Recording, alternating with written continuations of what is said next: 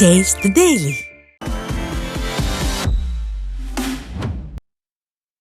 ராமநாதபுரம் மாவட்டம் ராமேஸ்வரத்தில் தொடர் விடுமுறை காரணமாக மக்கள் கூட்டம் அதிகரித்ததால் கடும் போக்குவரத்து நெரிசல் ஏற்பட்டது.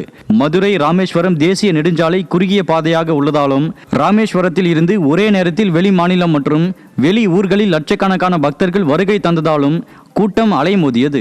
மேற்கு கோபுர வாசல் முதல் பேருந்து நிலையம் வரை 2 கிலோமீட்டர் தூரத்துக்கு வாகனங்கள் ஊர்ந்து செல்லும் நிலை ஏற்பட்டதால் கடும் இன்னல்களுக்கு ஆளான மக்கள் விடியாத ஸ்டாலின் மாடல் அரசின் போக்குவரத்து காவல்துறை நெரிசலை முறைப்படுத்த தவறிவிட்டதாக குற்றஞ்சாட்டினர். திண்டுக்கல் மாவட்டம் கொடைக்கானலில் கிறிஸ்துமஸ் மற்றும் தொடர் விடுமுறையை முன்னிட்டு சுற்றுலா பயணிகளின் வருகை அதிகரித்து 2 கிலோமீட்டர் தூரத்துக்கு வாகனங்கள் ஊர்ந்து செல்லும் நிலை ஏற்பட்டது. கொடைக்கானலில் குளிர் சீசன் துவங்கி ரம்யமான சூழல் நிலவுவதால் ஏராளமான சுற்றுலா பயணிகள் குவிந்து வருகின்றனர்.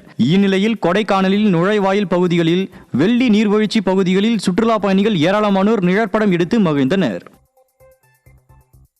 தருமபுரி மாவட்டம் கம்பைநல்லூர் அருகே தனது குடும்பத்தாரையே அடியாட்களுடன் தாக்கிய நபர் மீது விடியாத அரசின் ஏவல்துறை நடவடிக்கை எடுக்க மறுப்பதாக குற்றச்சாட்டு எழுந்துள்ளது. நவலியைச் சேர்ந்த மாது குடும்பத்தினருக்கும் அவரது சகோதரர் பெருமாளின் குடும்பத்தினருக்கும் இடத்தகராறு ஏற்பட்டுள்ளது. இது தொடர்பாக பெருமாள் கடந்த 21ஆம் தேதி 10க்கும் மேற்பட்ட அடியாட்களுடன் மாது குடும்பத்தை தாக்கியுள்ளனர். இதில் காயமடைந்த மூவர் சிகிச்சை பெற்று வரும் நிலையில் தாக்குதல் குறித்து புகார் அளித்தும் விடியாத அரசின் ஏவல்துறை நடவடிக்கை எடுக்காமல் தங்களையே மிரட்டுவதாக மாது தரப்பில் புகார் கூறப்பட்டுள்ளது. கம்பைநல்லூர் இன்ஸ்பெக்டர் எனக்கு விசாரிக்கணும் கம்பைநல்லூர் காவல் நிலையம் வர சொல்லி அங்கே இன்றைக்கி சமாதானமாக போயிடு அப்படின்னு சொல்லிட்டு என்ன த்ரெட்டனிங் பண்ணுறாரு. என்னோட புகார் மீது இப்போ வரைக்கும் எந்த ஒரு நடவடிக்கையும் எடுக்கல. இதில் என்னை அடித்தவங்க ரெண்டு பேர் கவர்மெண்ட் எம்ப்ளாயாக இருக்கிறாங்க. அதனால் அவங்க ரொம்ப இன்ஃப்ளூயன்ஸ் பண்ணுறாங்க. சிவகங்கையில் தனியார் பள்ளி நுழைவாயில் முன்பு பேருந்து நிலையம் அமைவதற்கு பலரும் கடும் எதிர்ப்பு தெரிவித்தனர். சிவகங்கை மதுரை முக்கு சாலையில் பேருந்து நிறுத்தத்தை தனியார் பள்ளி நுழைவாயில் முன்பு மாற்றுவதால் மாணவ மாணவிகளின் பாதுகாப்புக்கு பாதிப்பு ஏற்படும் என கூறி எதிர்ப்பு தெரிவிக்கப்பட்டது. இதையடுத்து நகராட்சி நிர்வாகம் கட்டுமான பணிகளை தற்காலிகமாக நிறுத்தி வைத்துள்ளது.